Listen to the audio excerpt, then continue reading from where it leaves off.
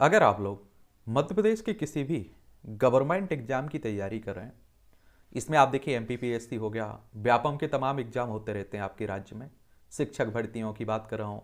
इस और भी आप देखते हैं एसआई दरोगा, पटवारी, जेल प्रहरी, कांस्टेबल, पुलिस के लिए होता रहता है।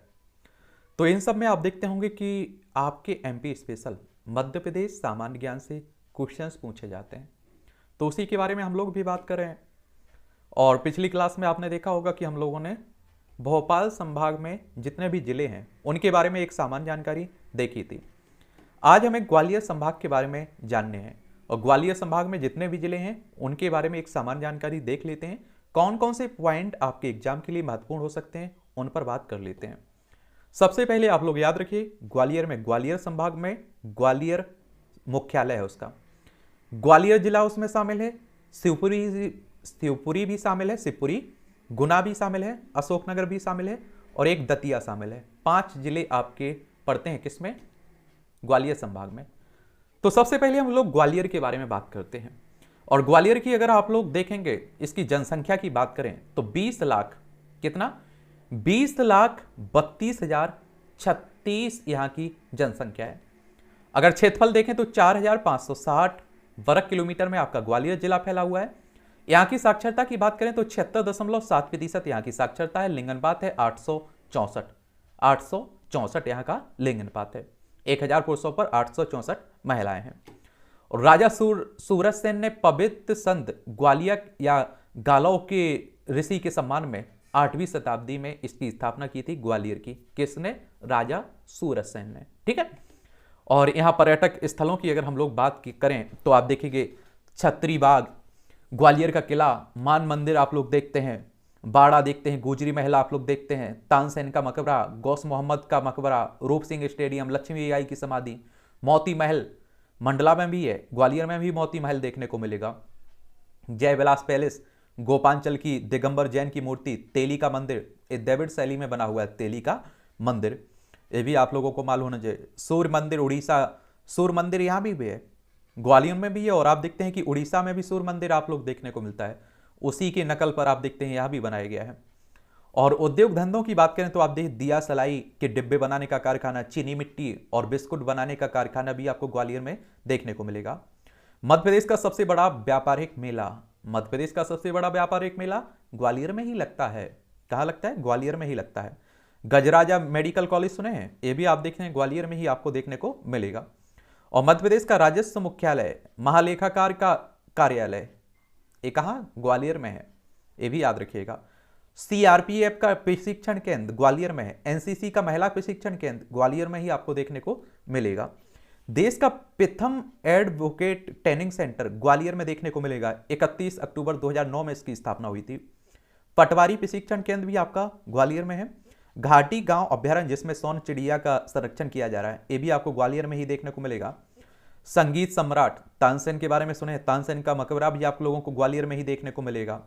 और तानसेन समारोह भी आयोजित होता है ग्वालियर में, और जबकि तानसेन की जन्मस्थली बिहट में देखने को मिलेगी। सरोद घर के नाम से स्थापित संग्रहालय जिसमें उस्ताद हाफिज अली खां के प्राचीन घर में स्थापित किया गया है, ये भी ग्वालियर में। ग्वालियर का किला भी जिसका निर्माता सूरज सेन था, किलों का रतन या जिब्राल्टर कहा जाता है, इसे बाबर ने संज्ञा दी थी।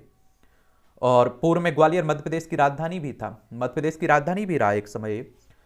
दाताबंदी छोड़ गुरुद्वारा में 6वें गुरु हरगोबिंद को जहांगीर ने 2 साल की कैद में रखा था। और किले के अंदर ही इस स्थान पर गुरुद्वारा भी आपको देखने को मिलेगा। अगर ग्वालियर के किले में जाएं तो आप लोग गए भी होंगे, देखते भी होंगे। और ये भी आप लोगों को याद रखना चाहिए, भारत में पूर्व प्रधानमंत्री अटल बिहारी वाजपेयी जी का संबंध भी ग्वालियर से रहा है, समझ रहे हैं। और ये आप देखें समूदन जैविक फार्म हाउस डबरा ग्वालियर में ही देखने को मिल जाएगा। तैरता हुआ रंगमंच बेजाताल ग्वालियर में ही आप लोगों को देखने को मिलेगा।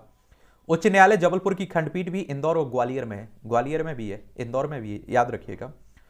ये भी आपको उच्च न्यायालय की खंडपीठ कहाँ? एक खंडपीठ इंदौर में है, दूसरी ग्वालियर में देखने को मिलेगी।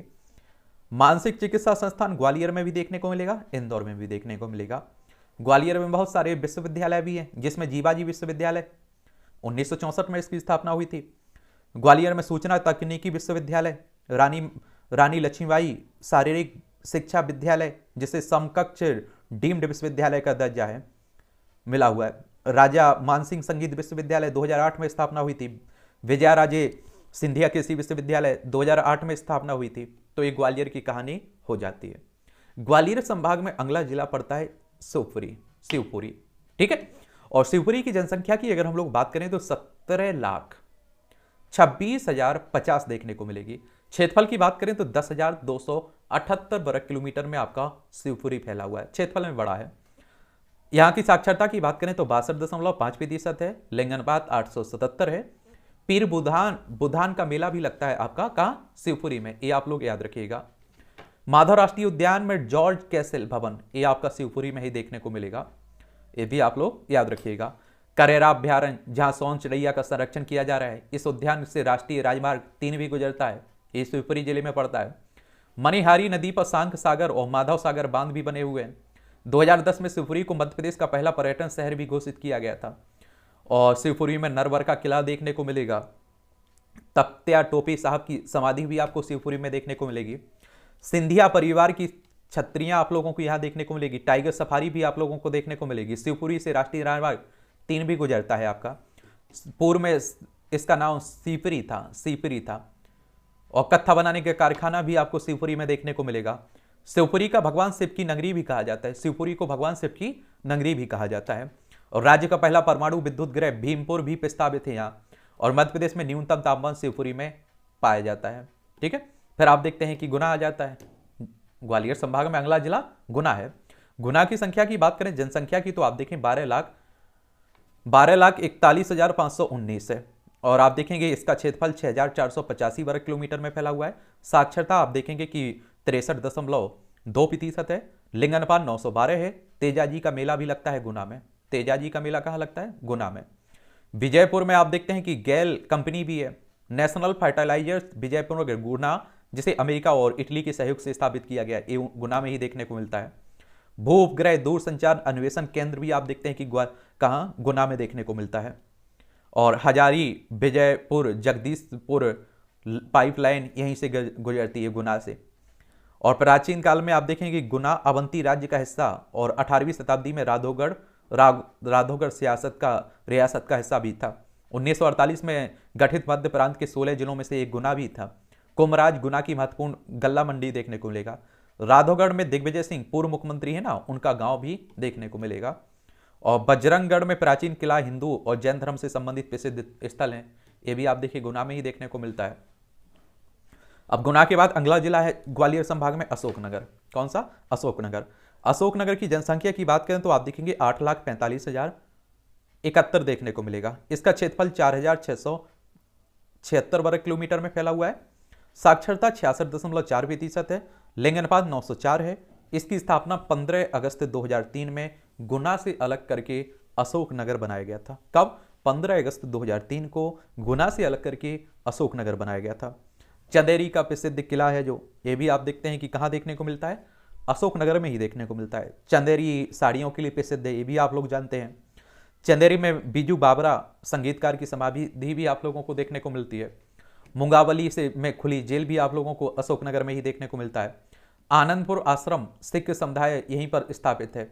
अशोकनगर जिला पार्वती और बेतवा नदी का जल विभाजक भी है। चंदेरी साड़ी पेटेंट कराने वाला मध्य प्रदेश का पहला प्रथम राज्य है ये, ठीक है, मध्य प्रदेश, ये भी याद रखिएगा। मोल बांध और कोच बांध पार्वती नदी पर है। ये दोनों भी आप लोगों को कहाँ देखने को मिलेंगे? कहाँ देखने को मिलेंगे? अशोकनगर में, ठीक है। अशोक मौर्य के नाम पर इस जिले का नाम पड़ा। सिंध व बेतवा नदी के मध्य त्रिकाल मंदिर में 24 जैन तीर्थकर भी देखने को मिलेंगे। पर्यटक स्थल में आप देखेंगे लवकुश जन्म स्थल, धुवान जैन क्षेत्र, सहयोग संप्रदाय का चंदल मठ भी देखने को मिलेगा। चंदेरी में बादल महल भी देखने को मिलेगा, ये अशोकनगर में ही देखने को मिलता है। कोसक महल, अशोकनगर, ईसागढ़, चंदेरी व मुंगावली तहसील इस जिले में आप लोगों को देखने को मिलेगा। फिर आप देखते हैं कि दतिया आता है ग्वालियर संभाग में। अगला जिला कौन से? दतिया। दतिया की जनसंख्या है 7,86,754 और क्षेत्रफल है 2,691 वर्ग किलोमीटर में फैला हुआ है। साक्षरता है 72.6% और लिंग अनुपात 873 है। प्राचीन नाम इसका दिलीप नगर है। दतिया का प्राचीन नाम क्या है? दिलीप नगर है।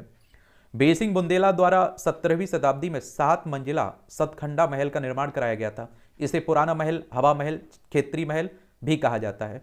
और प्रदेश का सर्वाधिक सिंचित जिला भी आप देखते हैं कि आपका कौन सा है, दतिया ही है। और आप देखते हैं कि गुर्जरा से अशोक के अभिलेख प्राप्त हुए हैं, जहां अशोक का नाम अशोक मिलता है।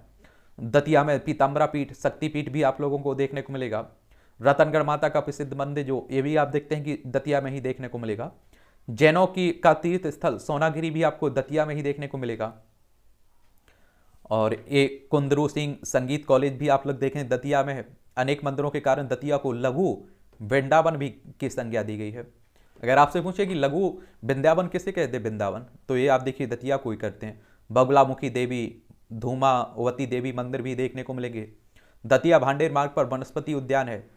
सेवनधा जलप्रपात सिंधु नदी पर देखने को मिलेगा। भांडेर में गैस आधारित प्रथम विद्युत संयंत्र भी आप लोगों को देखने को मिलेगा। इस तरह से आप देखेंगे कि एक ग्वालियर संभाग की कहानी हो जाती है।